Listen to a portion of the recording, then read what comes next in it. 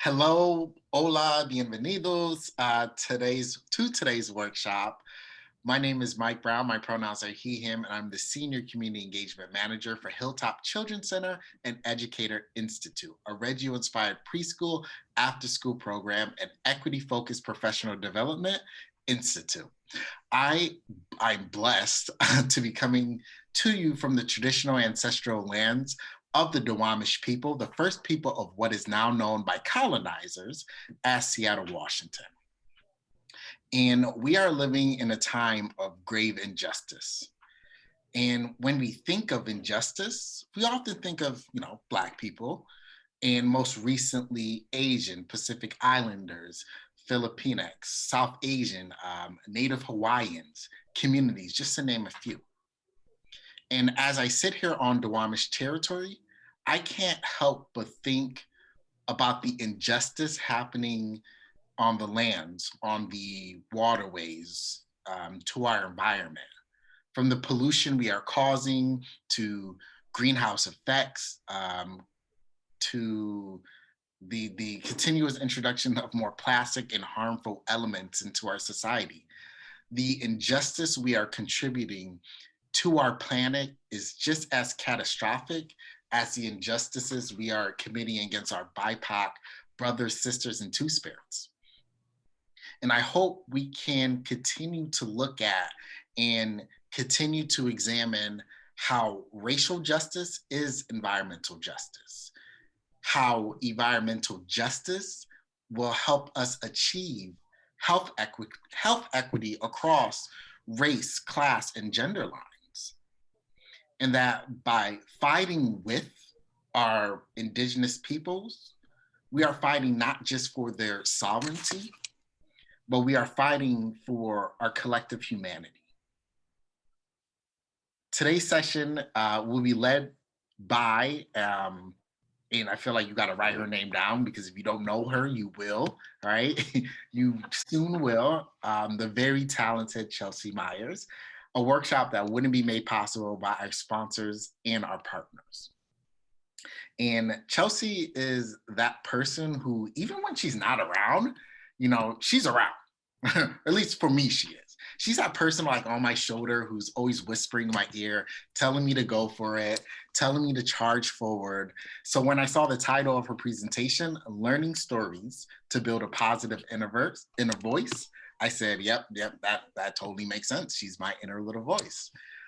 Chelsea, you've been working with us for quite a while now, for a couple of years at Hilltop Children's Center Educator Institute, and in this odd year known as COVID, I think quite possibly you've been in every classroom this year, from toddlers to our pre-K room, and this upcoming fall, you're going to be in our brand new infant classroom, which we're excited to do.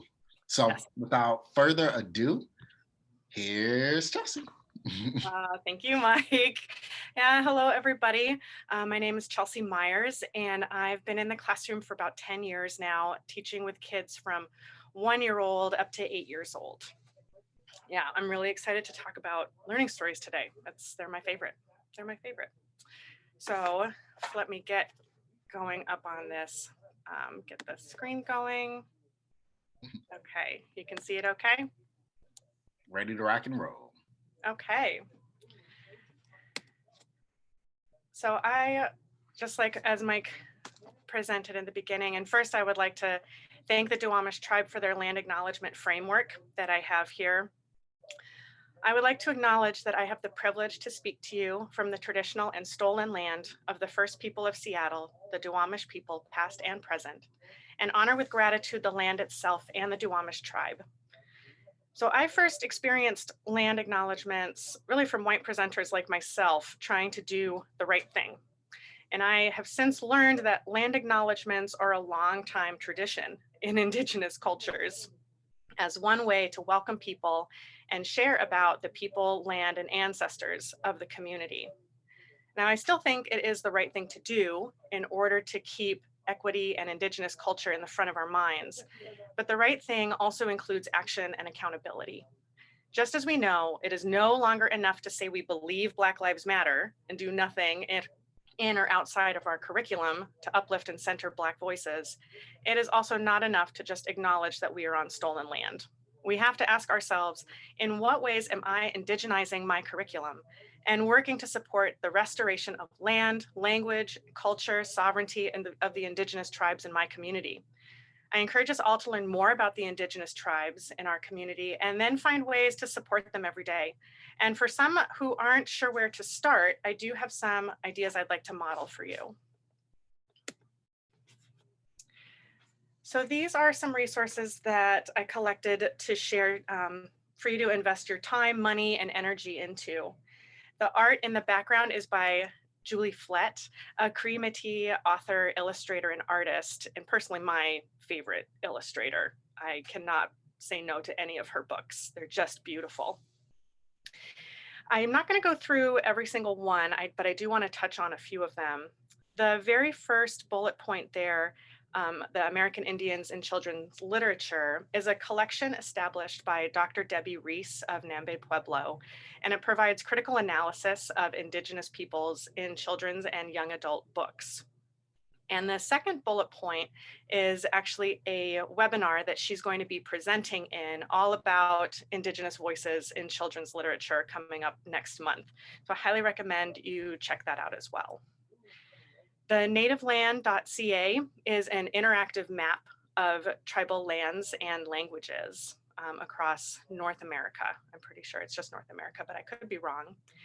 Most of the TV shows listed here are in the works or just about to come out, though Molly of Denali is out right now. There are also 3 seasons of the Molly of Denali podcast. The other podcasts are all aimed at adults and represent a range of topics. Then over here on the other side, the retail links I've included are truly a tiny sampling, but could be a good start if you're looking for more intentional ways to spend your money. One trick that I've done for myself is adding like those retail groups usually have a Instagram account or a Facebook account, and following them has really opened up so many then other people and groups to follow. And that's been one way that I've expanded my understandings.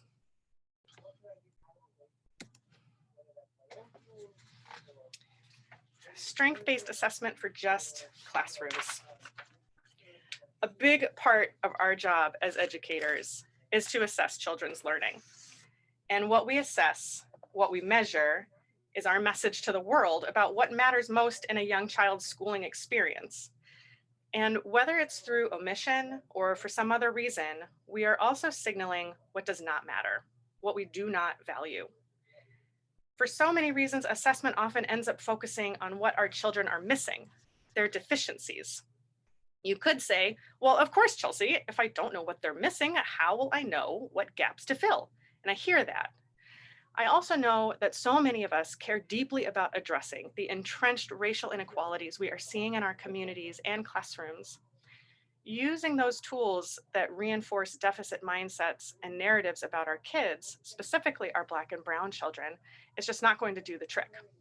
We need to celebrate who they are, what they bring, and how we see them growing in this visible way so they can build on their learning with meaning and pride. So let's take a different view.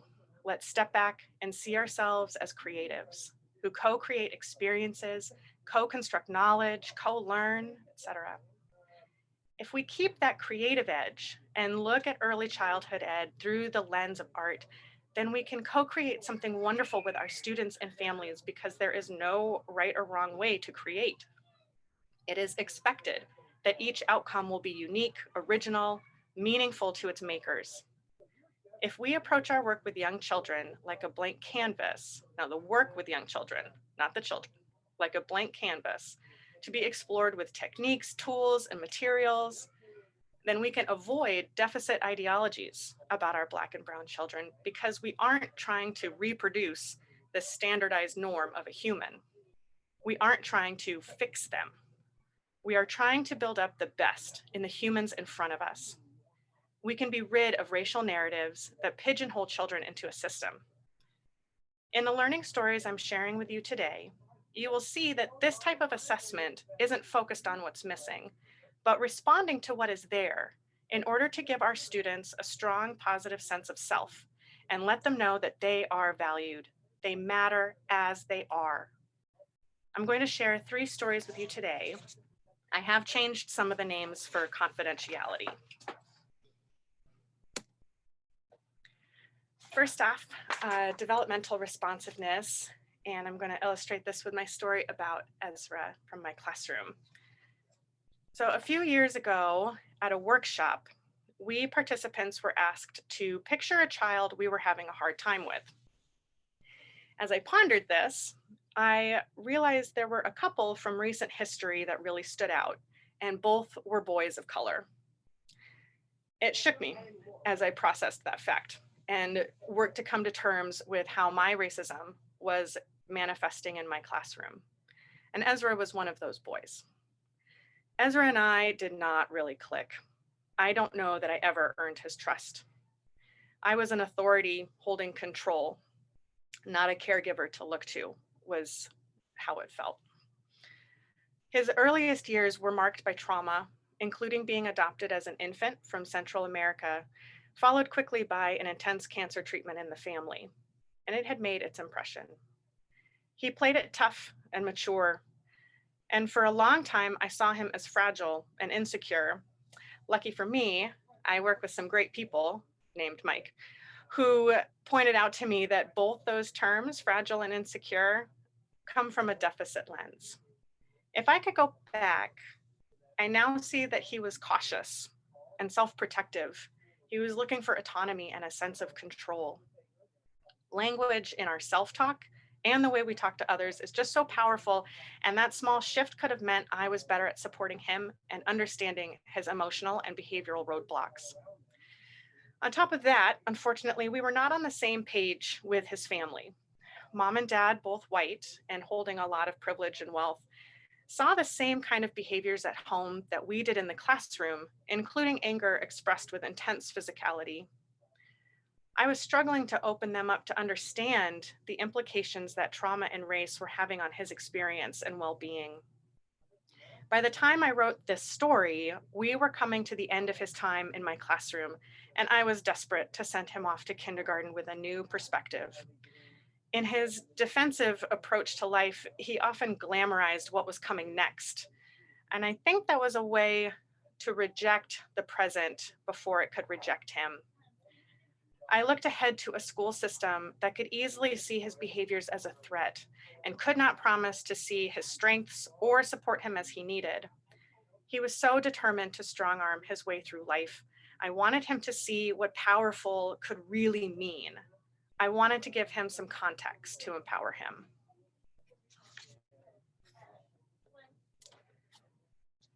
So I'm not going to read the whole story through. Feel free to pause to read it if you'd like. And in this story, I shared about watching Ezra teach his friend how to pump on a swing.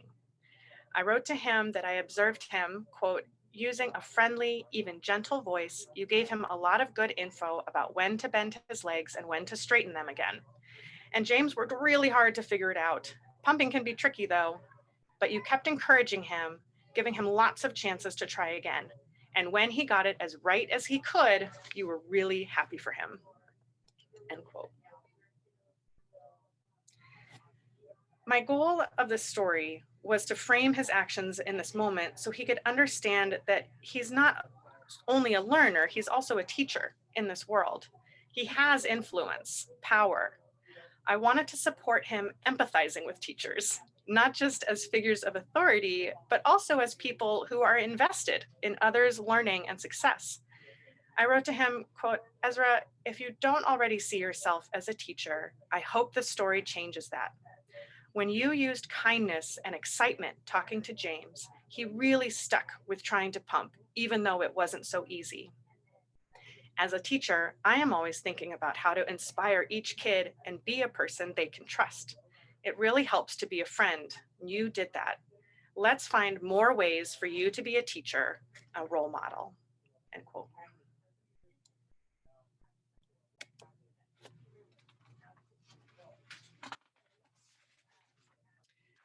My final thoughts for Ezra were, quote, teachers use a lot of ways to help their students. Not every way works for every kid. Your teachers may not always teach in the ways that feel best for you, but now you can tell them a few ways to be helpful. Show you by doing it, checking in on how you're doing, using a friendly voice, and by learning how to be your friend, end quote. Of course, it shouldn't be on the kid to inform their teacher what they need, but I felt it was significant to let him know that he has input. I ended the learning story with outreach to his family. Quote, relationships are so critical to successful learning. Our neurological system needs to feel safe in order to truly take in new information and skills. Ezra really set up his interaction with James in a way that created trust and warmth. My hope is that if he can see himself as a teacher, he may relate to his new teachers sooner rather than later. What other things do you think we could all do to set him up for a happy move into kindergarten? End quote. So I'd like for you to take 10 to or 5 to 10 minutes here to answer these questions, keeping your racial equity goals in mind. Why should you assess for the next stage your children are approaching in ways that highlight and honor their metacognition and or their mental health? And second, why have strength-based assessment that is geared toward both the child and family? And I ask this second question because most of the time, especially with younger children, assessment is not for the kids to digest, but it has its impact regardless. So as we rethink assessment, let's also think about who we are doing this assessment for and not just what is being measured.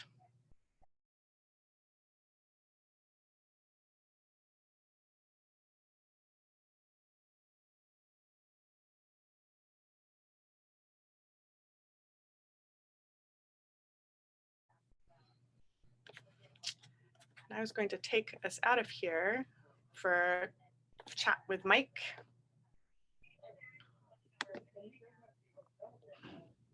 Did I do the magic?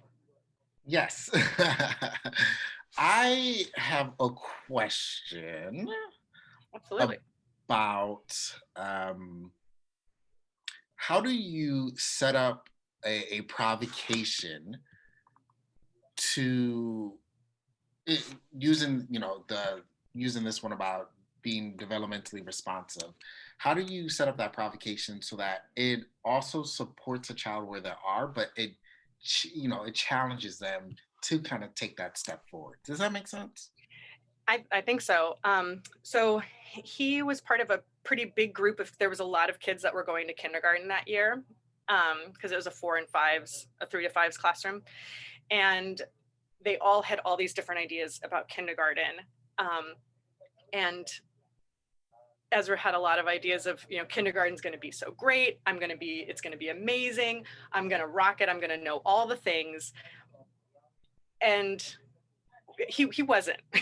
There were gonna be bits that were gonna be hard for him. And so we actually did a lot of provocations, kind of playing kindergarten. So we were offering these situations that were going to be safer in the sense that he was in the space he knew already and was comfortable in. He had his friends nearby. And it was also low stakes in that if we did some, like some little worksheets or some cutting and pasting things that he was going to be able to have a lot of chances to make it happen. So it was that moment or those opportunities to try these things in a safe environment or a safer environment, um, but still seeing the challenge in front of him. Does that make sense? It does, which spurs kind of to my second question, thinking about how you wanted him to look at himself as a teacher.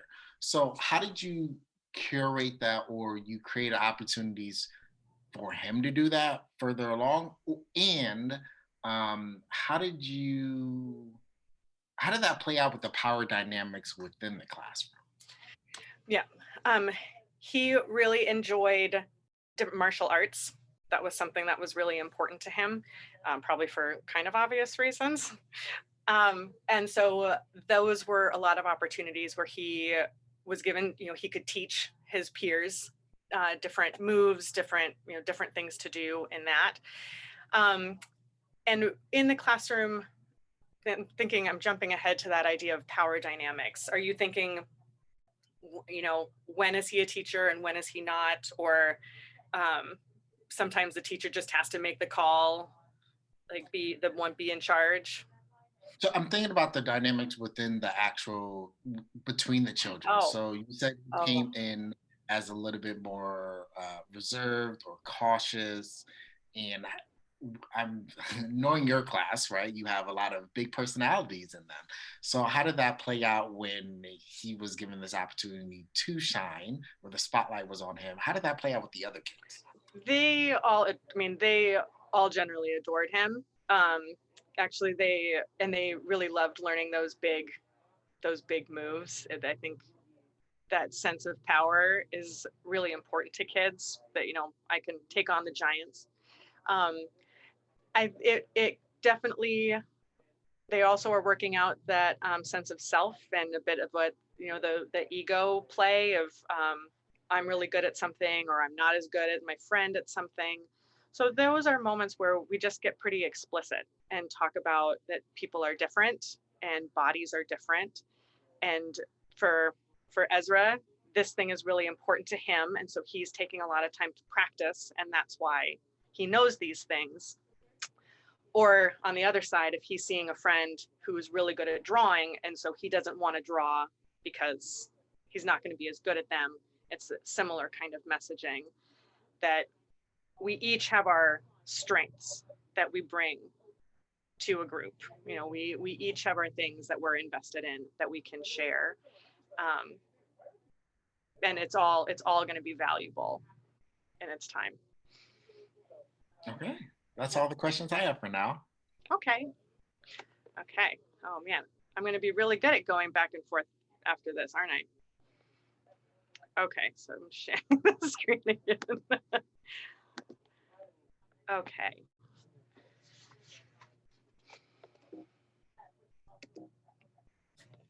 Let's see here. Oh, did I need to start it again? Because it won't let, oh, never mind. I did it. Okay. Pedagogical responsiveness. Margot's flower power. So I first met Margot. She was a very bold 18-month-old who was shooing me away as I tried to make sure she was safe climbing a ladder on our playground. Her older sister was a student of mine at the time. A couple years later, it was Margot's turn. Where her sister had been gregarious and embedded with her peer group, Margot was more of a solo musician who preferred conversation with grown-ups. She was interested in all kinds of art, drawing, coloring, dancing, singing. She also really saw the beauty in the world. I remember one spring she was making a sunshine machine with a flower, moving the petals around. I wrote this story about her in the spring of her first year. She was very focused on creating things that were cute. No offense to cute. We, along with her family, wanted to expand her priorities beyond cuteness and the racial and gendered norms it came with. We also wanted to let her know that we saw her value in her whole self, not just the cute parts. And this kind of growth needs an environment that offers comfort and predictability, but also daily opportunities for both child-led and teacher-led risk-taking. Knowing that Margot's comfort zone included visual art, along with us valuing access to art materials for expression and fine motor development, we made sure to always have a big open table near our art shelves. Margot would often be found there, along with a few other regulars. She loved coloring in blank mandalas and pictures that others would draw for her. It seemed like a big risk to draw her own pictures, and when she did take that leap, we really wanted to celebrate it. We wanted her to own it and feel it in her foundational beliefs about herself. As I mentioned, Margot loved to color in drawings from others. In this story, she had been confronted with a challenge. Her usual access to a picture to color in wasn't available.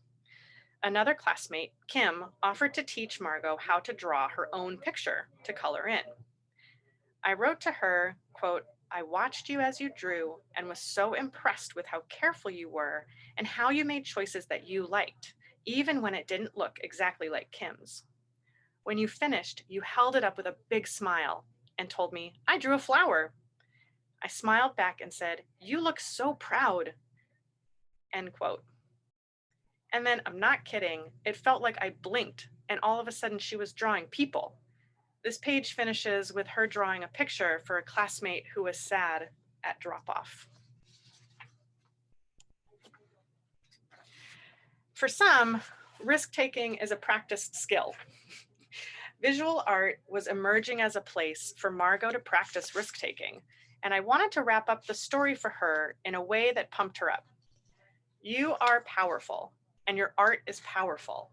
It makes people feel emotions like pride and joy and gives them comfort. Your art is interesting and surprising. Remember when you surprised yourself by drawing headphones? I watch you and I see how much control you have with your body and your emotions while you drew that first flower. It wasn't easy, but you focused and kept at it. I hope you remember that feeling. It seemed like a good one. It's amazing to see the patience and flexibility and power you have when you create, Margot." End quote. After sending the story to her family, I got a response from her mom. Quote, "Margot has always had a wonderful attention to detail that could have veered into perfectionism. I am so happy to see that she is using her abilities to explore and connect with others. In terms of her drawing, even when she first started, I was amazed at her use of space on the page. She seemed to know instinctively about visual balance and using lines to tell a story. I wonder how she could use her art powers to help her fear of going to bed, being in bed, staying asleep, etc." End quote. Now, Margot's mom is a musician and an artist herself, and it may have been very intimidating for Margot to forge her own path, make her own mistakes, evolve her own style.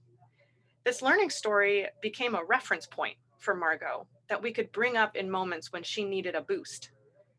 As we offered new art-based provocations, like building with loose parts and glue guns, we saw a confident and curious child ready to experiment. The other highlighted part of the story was about her connection with her classmates. And as the years have gone by, she has become quite the visual artist and kindly teaches her peers about drawing. The challenge and benefit of learning stories is how they frame our observations. Standardized assessments are supposed to be objective and take emotion out of the process, but we know that these kinds of assessments, more often than not, reinforce racist and biased norms. Objectivity is not neutral. And even as I take this strengths-based approach, I still need to be cognizant of the bias and stereotypes that my children face about themselves and are exposed to about others. Our dominant American culture is already reinforcing so many stereotypes, I don't always need to add to it. A learning story is responding to the hopes and goals we have for our children, intentionally made to reflect the individual and their family. It is also responding to a whole person, a complicated person. Using stories to create a strongly positive inner voice means I want them to embrace all of it. So again, take 5 to 10 minutes now to reflect, keeping your racial equity goals in mind, and think about, what do we gain when we incorporate subjectivity, emotion, and relationships into our assessments? And how can that approach disrupt bias and inequity?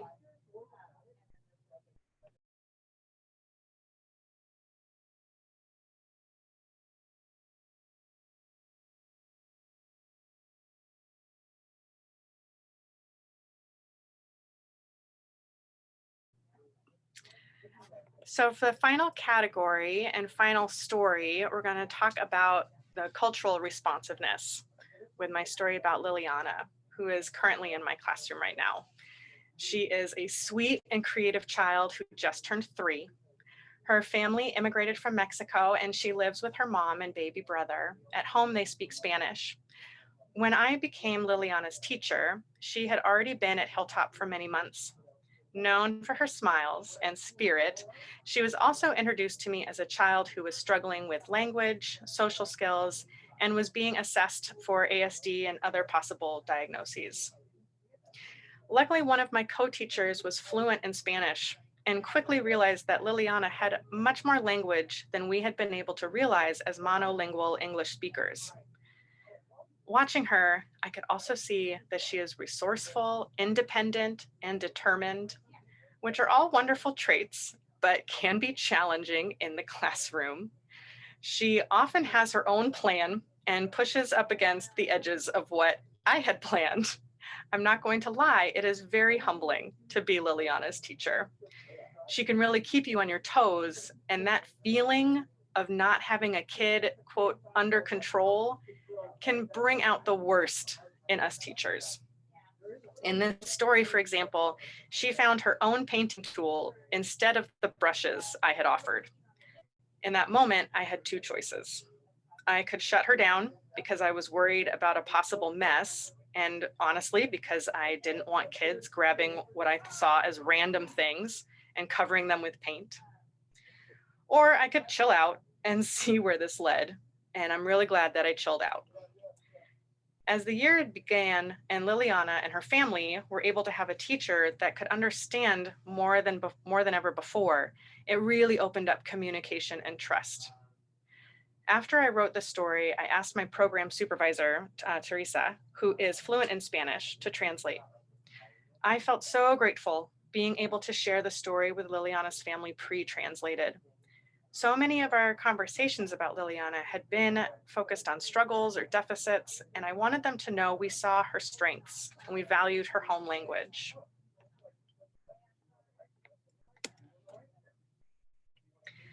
Leliana loves to paint.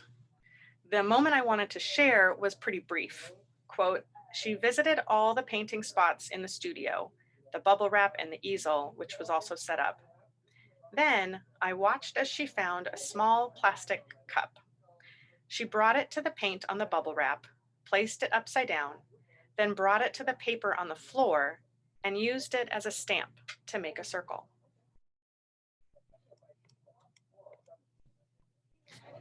That one moment captured so much of Leliana that just bowls me over. Her planfulness, her intentionality, her independence, autonomy, her creativity. And quote, finally, my favorite takeaway from that moment is how she notices the parts of things.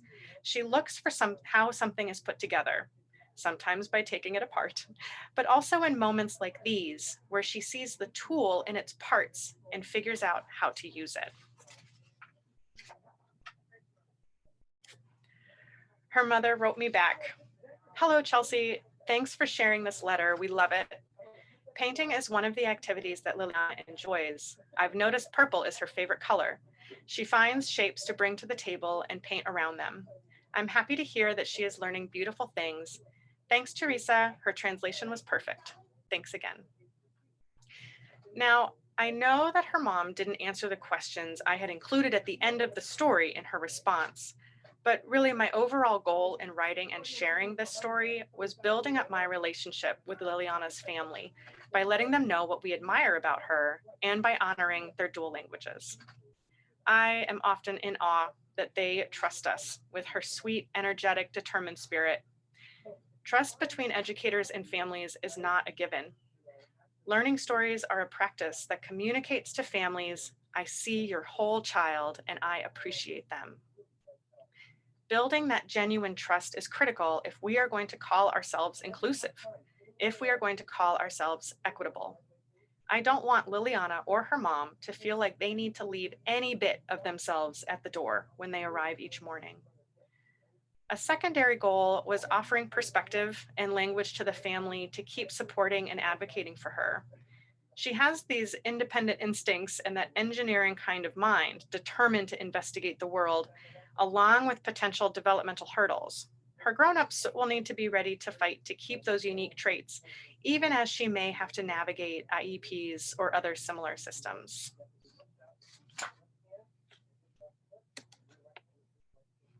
Okay, I'm gonna bring it back There we go. Okay. So those are my 3 stories with, there you are. Did you go get a snack? Oh, always. All right. So I figure out how do I. All right, there we go. All right. So, what is? So you shared 3 stories. Could you just share why you thought, why you wanted to share the 3 stories besides me telling you to? Um, well, those are 3 of my, I mean, those are definitely some of my top favorite stories that I wrote because the intention behind them was so focused on how my kids saw themselves. And there's always going to be that bit in an assessment, in a learning story. But as the grown-up writing it, as the storyteller, I get to choose what to focus on. You know, I could have focused on Leliana's awareness of shapes. I could have focused on the vocabulary that Ezra used to, you know, knowing the steps of things to go to. You know, you can focus on all these things. But these ones, that part is there, but this really valuable layers on top of it. So that's where I see the power of the learning stories for them. So you mentioned in Liliana's story, you mentioned that your co-teacher was explaining to you that she has so much more language than what meets the eye. Could you describe that a little bit more about what she was explaining to you? Absolutely. So I don't know if you've talked a lot with 2-year-olds and 3-year-olds, but even if you speak the same language, they have all kinds of quirks. You know, they shorten words, or you know, they might have a little stutter, or you know, different kinds of things that you can't always understand what they're saying anyway. And Liliana was the same. You know, instead of con permiso, she would say miso, miso. And my co-teacher Jen was able to take that in and know what she was talking about. So even though we wouldn't necessarily, you know, I'm not going to wait for her to say pantalones, because I know that's not the word she, you know, that's not the term she uses. So that's where we really saw the impact on how much more effective we were. Because now then when I hear her say miso to another classmate, I can say, oh, she's asking for you, you know, she's saying please move. That's, you know, that's another way to say please move. Yeah, that was it was really, that was really emotional, that time of figuring all of that out. Because like, for example, we finally were getting requests from mom about how to do some things, whereas before it kind of felt like she was just getting all of our expertise. I mean, and I hadn't been in the whole thing, but that was kind of the vibe I was feeling. But she finally felt comfortable enough saying, if there is an incident at school, instead of the written incident report, could you email it to me? And I think that was the first time that I had heard her make a request like that, to that something that just worked better for her. Yeah, that was incredibly powerful. So 2 things off of that. What did it take for you? What do you think it took for you, either as an individual or a teaching cohort, or even as an organization, to, especially in the time of COVID when there's just not a lot of interactions, what do you think it took, a change, whether that's in mentality, to allow that openness from the caregiver part? Well, I mean, a willingness to be wrong, a willingness to change. And that's Um, yourself or right. ourselves as an Yeah. organization. Okay. Yeah, absolutely. That understanding of high quality is going to mean different things to different people. And if I, so wanting to be an effective educator for Liliana um, means that I need to have a strong connection with her family. So that was my motivation. And I have many few years of being vulnerable. I think these learning stories really do that for you as an educator, because there is an emotionality to it. There's most of the time when I'm writing a story, there is a moment where I might just start crying because you're feeling the love or feeling that growth, the impact of that. So the vulnerability piece is important, that it's never going to be static as an educator. So how do you think you get there, right? Because I know a lot of people when they first start out writing learning stories, it's especially if you have red tape in terms of you have to do such and such in terms of your curriculum, or you have to count the blocks, the number of blocks in your program, right? We don't have that here. So how do you think you, what do you suggest or advice that you would give from going from, hey, are they X, Y, and Z ready for kindergarten readiness to, oh, let me look at the social emotional piece? I have, well, I would say the thing that made a big difference for me was actually sharing the stories with the kids. And that's something I'm still getting used to right now, being in a 2s and 3s classroom, because they have other things to do. But especially in the 3 to 5s classroom, sharing learning stories with the children, I heard them reference it to themselves. I heard them look at, they would read them over and over again, looking at the pictures. And so it felt important because it was important to them. And that really motivated me to keep writing these kinds of stories and focusing on those aspects of development, because that's what felt really important to them.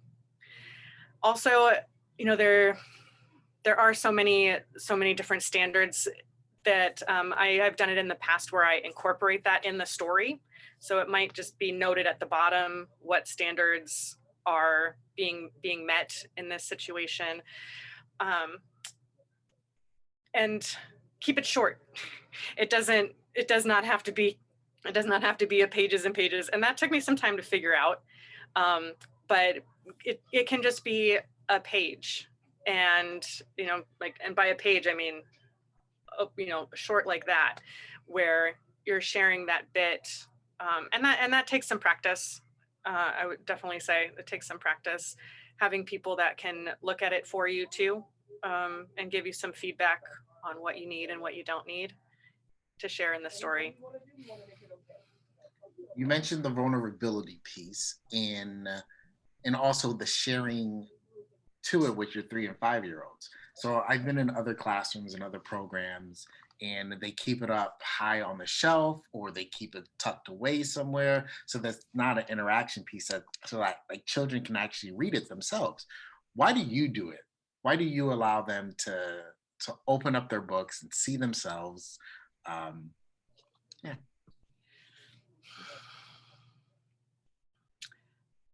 Because that's how they're going to know who they are. They're going to know based on what I tell them and what I don't. And so I want to be really purposeful in that, sharing that information with them. They see themselves, in these journals, in these stories, they see themselves as main characters in a story, which is how we all see ourselves. We are all the protagonist in our story. And so they can see themselves as that protagonist, and then they also see themselves in the community. And that's what is going to build up the story for them of who they are and why they're important. Yeah. Have you ever I can wax poetic for a while on this, so. Have you ever written a story for, well, obviously you've written a story for a child, right? But have you ever sent it home, or the child reading it and they go, no, this is wrong, and they push back? No, I don't think I have. I mean, they're usually pretty flattering. I know I had one time there was a kiddo that I was she had really was having trouble connecting with her peers. And so it was a story that had a few examples of unsuccessful connections. But I haven't had that kind of pushback from the child or families. And it might just be because it's usually here's, look, here's this beautiful moment, or here is this way that I see your child learning. And there is, I think, a lot of time put in, definitely at the beginning of the year, of getting to know the kids. So what I'm writing to them is going to be something that resonates for them. It would be odd to write about something that they weren't currently thinking about or working really hard on, or about to face. Something like kindergarten coming up. It wouldn't make sense. Have you ever shared these stories with? I know it's hard to track children. Maybe track isn't the best word. It's hard to follow children as they progress through the years. But have you ever sent out one of your learning stories to their kindergarten program, or kindergarten is not mandatory in the state of Washington, but to the first grade teacher? I would love to. Especially like that story about Ezra. And Leliana, I would love to. That would be, I feel like, shouldn't I have some kind of right to know what's going on? I spend day in and day out with these people for a whole entire calendar year, and then they're just gone into the world. Don't I get to have some more say or some more input? I do know that families have shared them. They have taken these kinds of portfolios or stories in and shared them with teachers. That would be an amazing partnership that I would love to see, because it seems like even as babies, we don't really just get some blank slate that doesn't have a personality or intention in the world. But when you first meet this kid, you're not going to get to know that. So having that context to start with of like, oh, that's why Liliana keeps going and getting all these different tools to paint with. I definitely, when I set out painting now, I look around and I'm like, okay, is there anything that cannot get paint on it or should not be used as a tool? And most of the time it's like, oh, actually, we can just put it in the sink and wash it. So yeah, that would be incredible to get to share these kinds of stories with teachers. So you're moving to the infant room come this fall. How do you imagine your writing style, or what you will include in the learning stories, or even if maybe you decide not to do it through a written form, maybe you do it through some other sort of medium. How do you think that might change for the age group? Yeah, I'm guessing I'll probably write them more to the families, more towards the grownups or maybe siblings. But as I mentioned earlier, one of the really valuable pieces of learning stories is how they influence my own thinking about a child. So I still intend on practicing that for my own understanding of who this infant is as a person, being able to find out what really matters to them, what surprises them, what makes them laugh, what draws them in to for learning. Are they really tactile? Is it going to be more that they want to be with the group or away from the group? And I mean, a real benefit I'll be able to share those kinds of observations with if they stay here at Hilltop, with the other classroom educators. And I'm looking forward to that too, with these learning stories as a 2s and 3s teacher, because that was something I would look at from before too when I taught older ones. So I think it still very much is going to impact that inner voice for my infants, because I'm going to be a grown-up that is really getting to know them and but the way I think about them is going to be part of how they feel about the world and how they feel about themselves. I like how you mentioned about the siblings piece, right? Potentially writing one for siblings. So I did that because I had Margot and her older kid, or her older, Awesome, Moan, right, Tony. in my class. I had both of them. In the final story that I wrote to them before they moved off, I wrote in Margot's book a story Yeah. about the sister.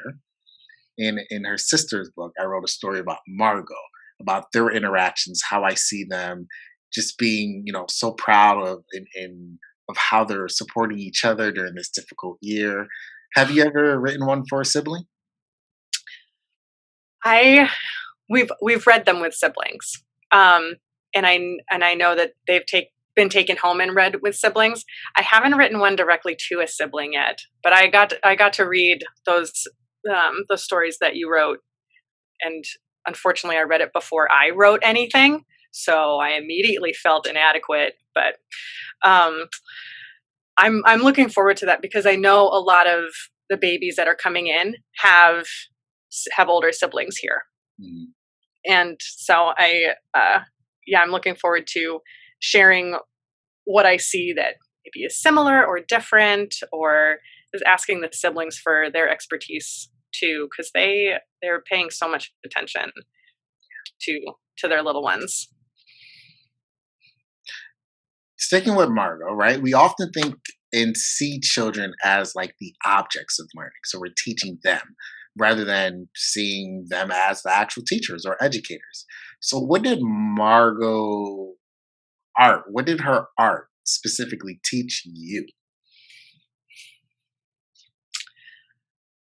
I would say what comes to mind first is how artists make choices, and artists make choices based on what is important to them or what their perspective is. And I think that's probably one of the reasons why I brought that up to her is even in that moment of real vulnerability for her and trying to learn something new, she took that risk of making her own choices or incorporating maybe what a mistake into her piece and owning it.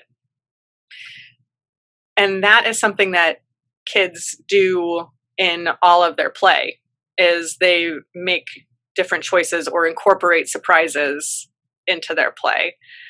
Um, that's definitely the first thing that comes to mind. And with the three stories that you shared, all of them have an art component to it. What has over the course of the years, what has changed? How has these three stories in particular changed your teaching style?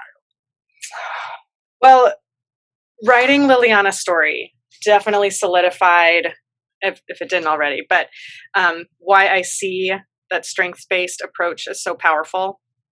And I have a couple notes. I'm just going to put them here because when you had asked that, yeah, to think about what had I learned or changed, how I had changed, it was everything seems so gradual. So I had to write some things down. Um, it was the first time I had pre-translated a learning story, which um, being an educator for about 10 years is kind of embarrassing because it's not the first time that I had a child in my classroom that spoke a different language at home. But it was a good connection piece with the family. That's something that's really valuable, having that multiple language approach. And as I said too, it's kept me really vulnerable and humble writing learning stories. That's been something that I really value. And that having that vulnerability, I think, is most impactful for how I approach my children and families of color, my children and families experiencing trauma, and just ones that are very different from me in or the life that I've had so far. So that openness and willingness to be wrong or willingness to learn something new has been valuable. And they keep me in check. Learning stories keep me in check. Uh, it's I still have bias. I have beliefs. Those things are going to flare up. Creating this presentation, as I mentioned before, even that kept me honest with my language. And recently I got to watch a video of myself in the classroom, and there were two kids who were not wearing masks. One was a brown child, one was a white child. Guess who I was fussing over with the mask? So learning stories also keep me honest in that way. Yeah. All right. So my last question is just pretty simple. All right. Yeah. Build you long enough. Do you just have any additional thoughts or comments you want to say to the audience? I know you have the reflection questions, and I really do encourage everyone to have paused the video, and if not, go back, re-listen to it, and actually think, because we want you to bring your comments and your questions to our debrief session. But just from this conversation and from all this work that you clearly put into creating this beautiful workshop, do you have any additional thoughts or comments? So many. Learning stories are truly one of my most favorite topics. And so much of our educational system is rooted in ideas like objectivity, accountability, data. And while we do need to know that what we're doing is effective, it is way past time to acknowledge that those ideas really keep the status quo in place. And it's a status quo we keep saying we want to change. And if that's going to happen, we need to move away from prioritizing tools that look for what's missing or wrong, and look for mindsets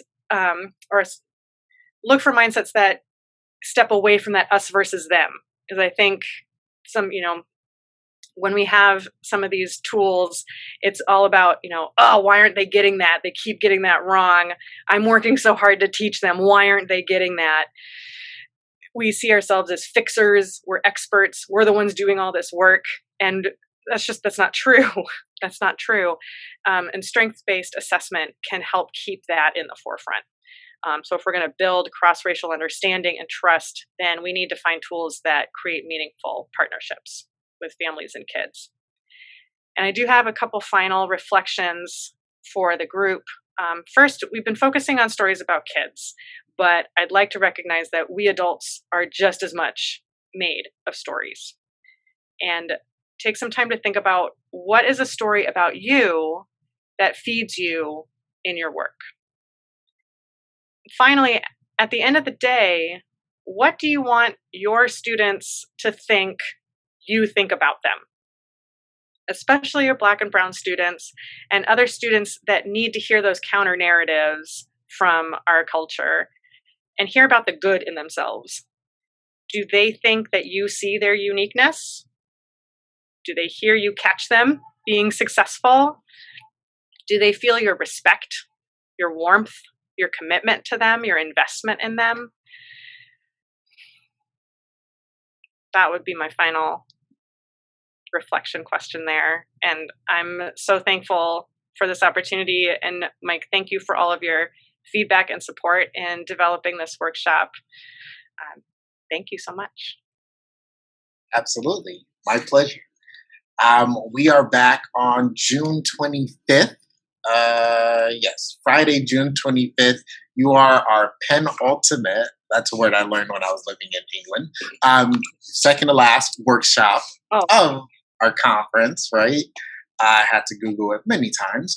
And that will be our 1 hour debrief session back again with you, Chelsea. I will probably still be in the same office, hopefully wearing different clothes. And that, once again, that 1 hour debrief session is a chance for you to really reflect and bring your questions, your thoughts. What came up for you? Did you hear and you were like, absolutely not, right? Maybe your question is about, hey, I don't have any Black or brown children. How do I support my white children, my white identified children in, right, having a strength-based approach to BIPOCs in the community? Right. So I want you to really reflect and think of those things and bring it, because we're going to be ready to rock and roll. Once again, thank you to our partners and our sponsors. We really couldn't do it without you. And until then, make sure you rest, you heal, you restore. You check out all of our other different workshops, the ones that are also pre-recorded, and the ones that, if you couldn't make them live, the one that are that I sent out via email. You get all that fun stuff later. Anyways, I am excited to be back with you. And until then, take care of See you yourself. then.